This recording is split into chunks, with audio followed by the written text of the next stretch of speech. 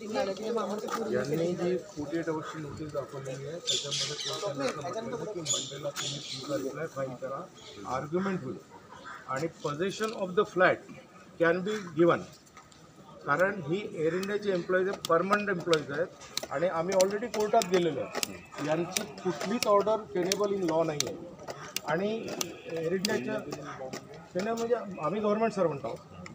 हे private entity आहे. मिळाल गव्हर्नमेंट एंटिटीला प्रायव्हेट एंटिटीच्या माध्यमातून एअरपोर्ट अथॉरिटीच्या अंडरमध्ये आम्ही काम करत नाही आहे. ही सेशन कोर्टात चॅलेंज झालेली आहे आणि त्यांना सर्व पेपर्स मागितलेले सर्व पेपर्स या पूर्ण प्रोसेसचे.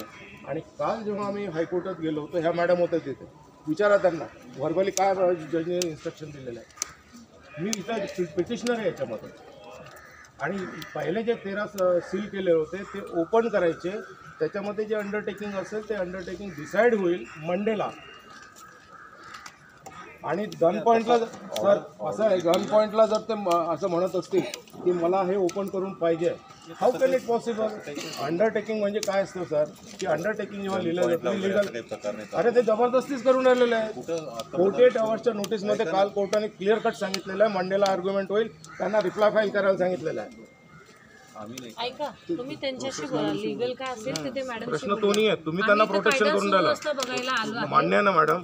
तुम्ही जे काही लीगल बोलायचं तुम्ही त्यांचे वकील आहेत. प्रश्न तो नाही आहे, प्रश्न तो नाही. तुम्ही गव्हर्नमेंट सर्वंट आहात, मी गव्हर्नमेंट सर्वंट आहे. गव्हर्नमेंट सर्वंटचं काय, आपण मग प्रत्येक मी परमनंट एम्प्लॉई आहे ना आपण. आमचा कायदा सुव्यवस्था हा मॅडम. जेव्हा आर्टिकल 21चा कुठलंही उल्लंघन होत असेल तर पोलिसांनी भारतीय नागरिकांचं संरक्षण करायचं असा कायदा म्हणतो. पण तुम्ही सांगताय की कोर्टात सध्या पेंडिंग आहे ना गोष्टी, मॅटर काल आणि त्यांच्याकडे ऑर्डर आहेत.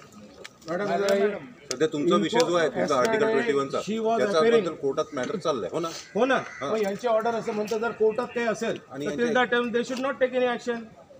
तसा स्टे ऑर्डर कुठे आहे? स्टे ऑर्डरचा प्रश्न नाही सर. यांची should not case should not take action असंही सुद्धा उल्लेख असलेला काही डॉक्युमेंट आहे का? मला एक सांगा की एखादी हायकोर्टने क्लिअर कट महाडेश्वरच्या केसमध्ये दिलेली आहे की जेव्हा मॅटर सबज्युडिस असते तेव्हा lower court should not take any action. ती पण ॲक्शन दिलेली आहे, बरोबर आहे. आणि आणि तीन इंट्रीम अप्लिकेशन तुमच्या पोलीस स्टेशनला सबमिट, ओके.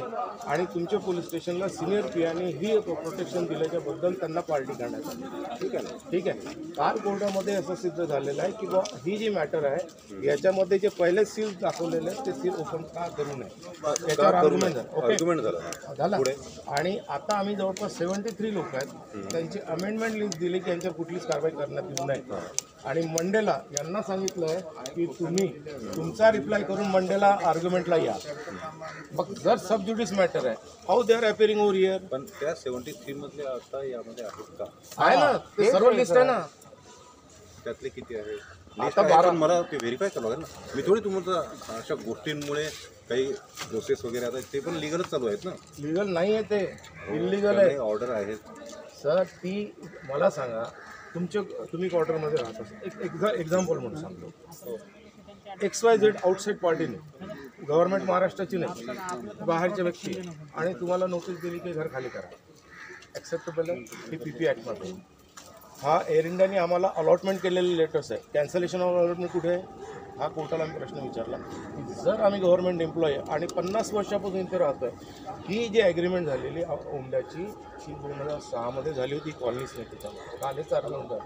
आणि मोदी गव्हर्नमेंटच्या नंतर, अडाणी आल्यानंतर 2020मध्ये यांनी सेकंड ॲग्रीमेंट केलं आणि नो बिडिंग केलेलं आहे. 50,000 करोडमध्ये एअरपोर्टच्या ह्याच्यामध्ये नाही आहे.